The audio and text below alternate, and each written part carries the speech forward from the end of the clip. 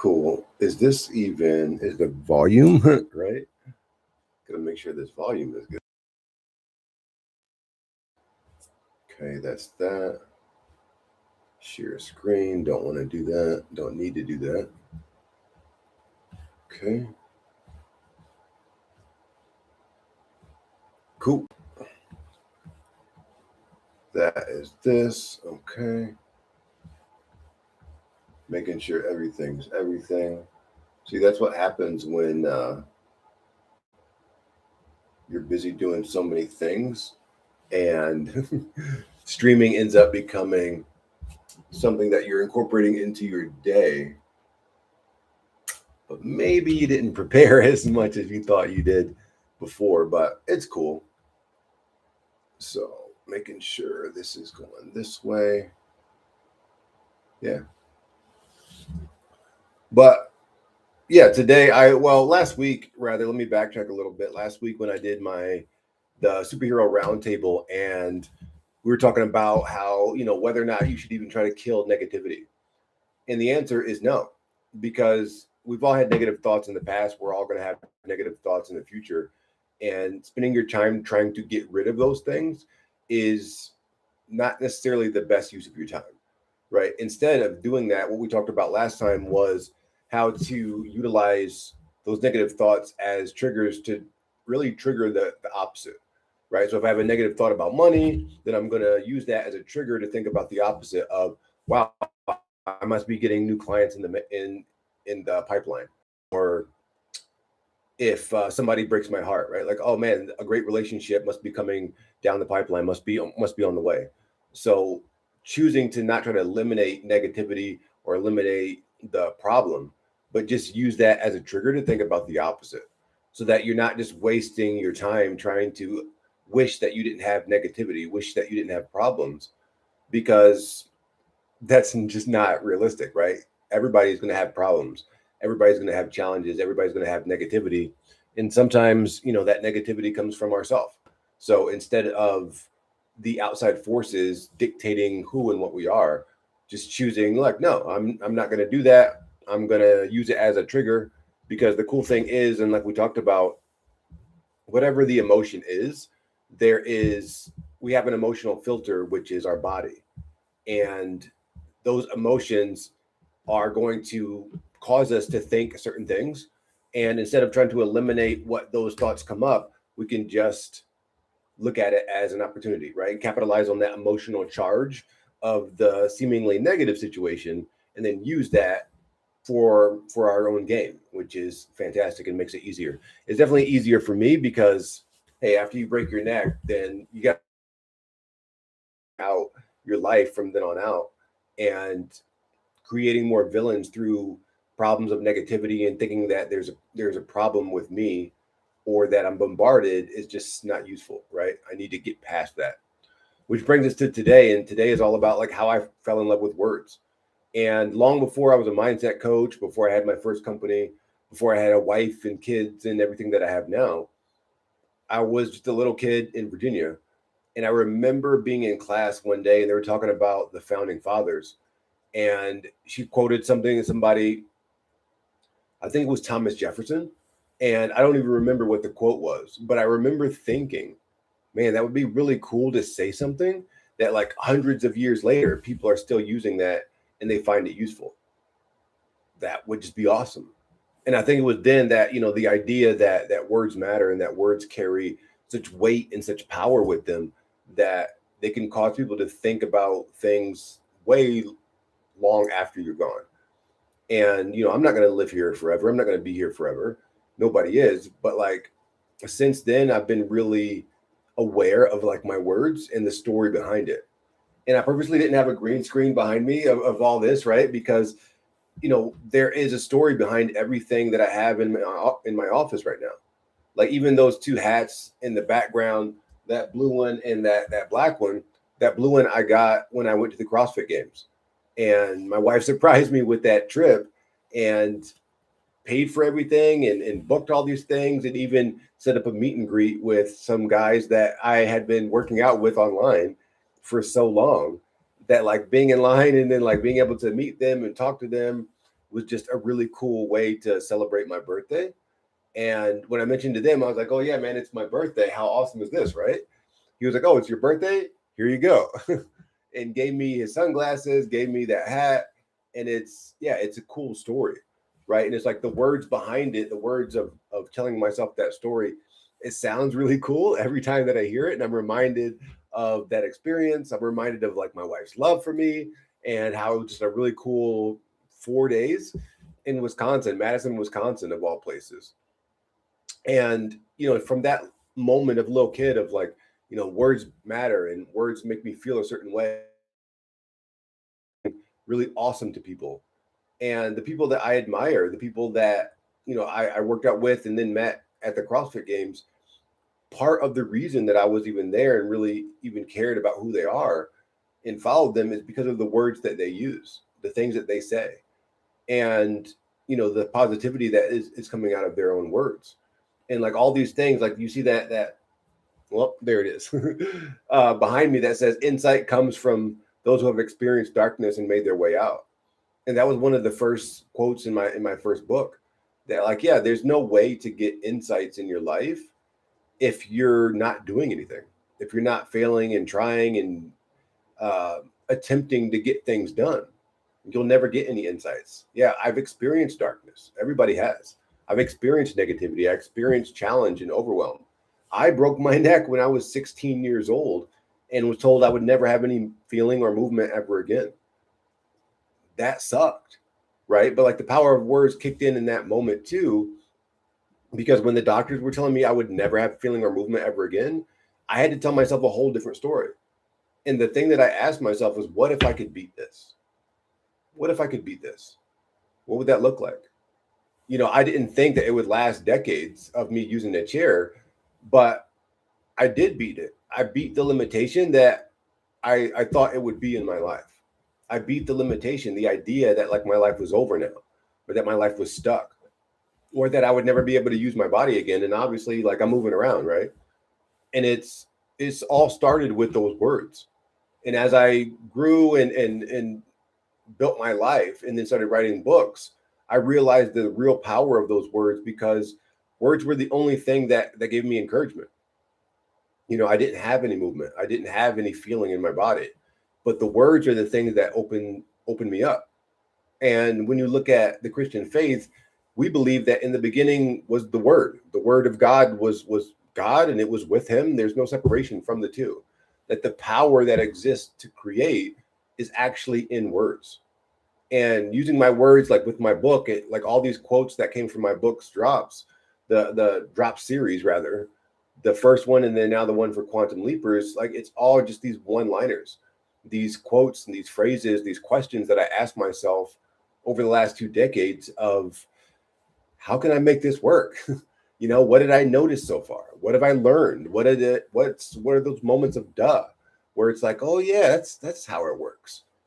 Right. And like the power of words and storytelling really allows me and has allowed me for decades now to have a life that's bigger than the moment, that, reminding me that like, hey, I'm doing these things for a reason. I'm attempting these things for a reason. These things mean something to me. And that's why I'm going towards them. And I love what I do now because like really, as a mindset coach, my big thing is to help people win faster. And the fastest way that I've seen people win is when they change the story they're telling themselves. The story that they're telling themselves about their own identity, their own capabilities, the challenges in their life, like we did before with negativity, and just like knowing how to like morph and change and adjust your story so that it's always a useful one. And like for me, that's been so great because that just means that the circumstances don't have to be ideal. And hopefully anybody that's watching this now or watching the playback, when it's not live, because we're going to be on here for 20 minutes or so, is that like life doesn't have to be easy for it to be doable. You don't even have to have all the answers. That's the cool part, right? Like I'm an entrepreneur, and every entrepreneur that's actually an entrepreneur, like betting on themselves and doing things, we don't have all the answers. We never have all the answers. Sometimes we have very little information and we still act anyway because we're betting on ourselves. We trust ourselves and we know that like, hey, my words are going out like invitations, and I can say certain things and attract certain situations and utilize my words to, leverage relationships and to do all these amazing things. And the power of words, like falling in love with them at a young age, I think really impacted the rest of my life. Because while I remember my, growing up and like other people's stories about me impacted how I saw myself, but I hadn't yet established my own story. So like their stories were just like bombarding me and directing me and guiding me into places that I didn't want to be. But once I started to actually control my own story and express my own truth, it really didn't happen until I broke my neck. But since then, it's been able to really dictate my life and how I saw myself, regardless of the circumstance.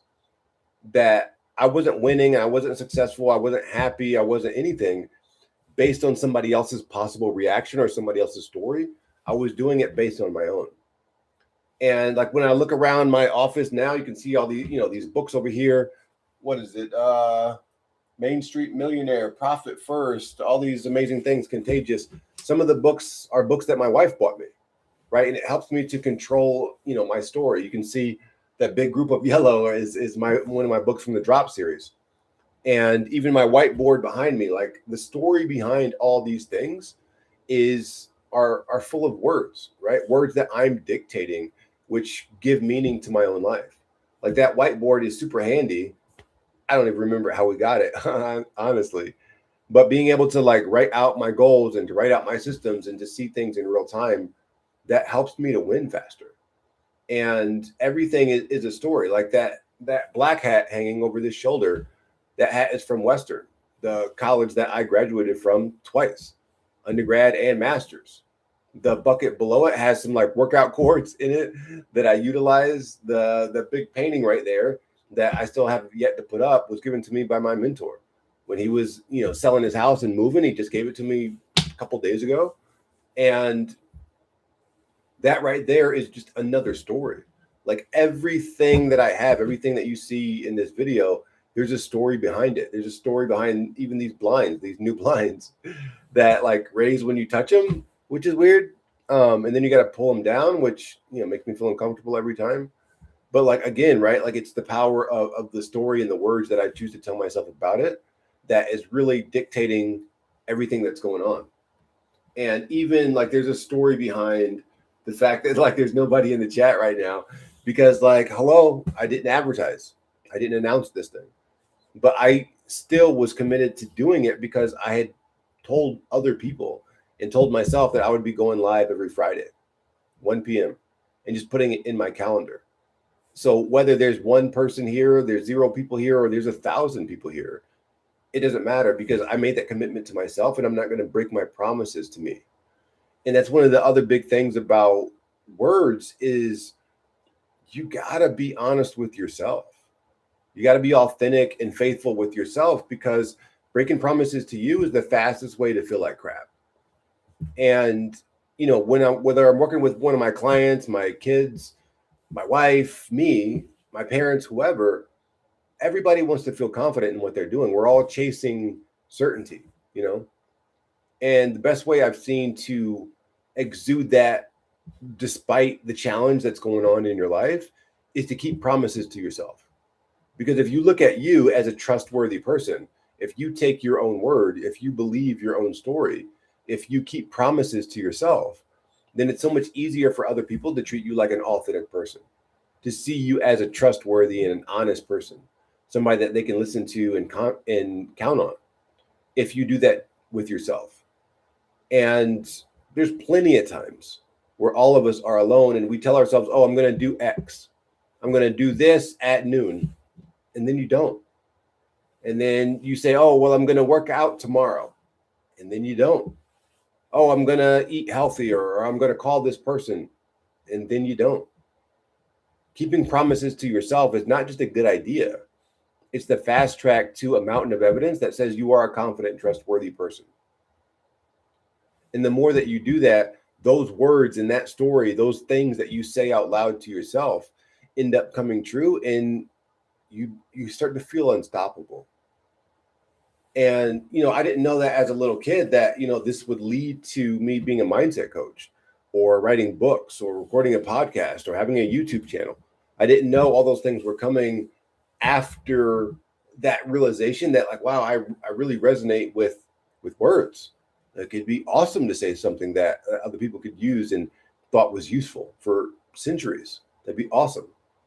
And now I'm in that exact place where, there's books, there's quotes, there's coaching, all these things where, like, my words have impacted my clients in a big way, have impacted my family, my kids, my wife, my parents, my siblings, everybody that I come in contact with. And those words have encouraged them and empowered them, given them permission to do things and to win, even though other people didn't believe in it. And, like, that's a really cool thing to say that, like, oh yeah, I did it. I did it. I kept that promise to myself. I went towards the thing that resonated with me, even though I had no idea how to get there.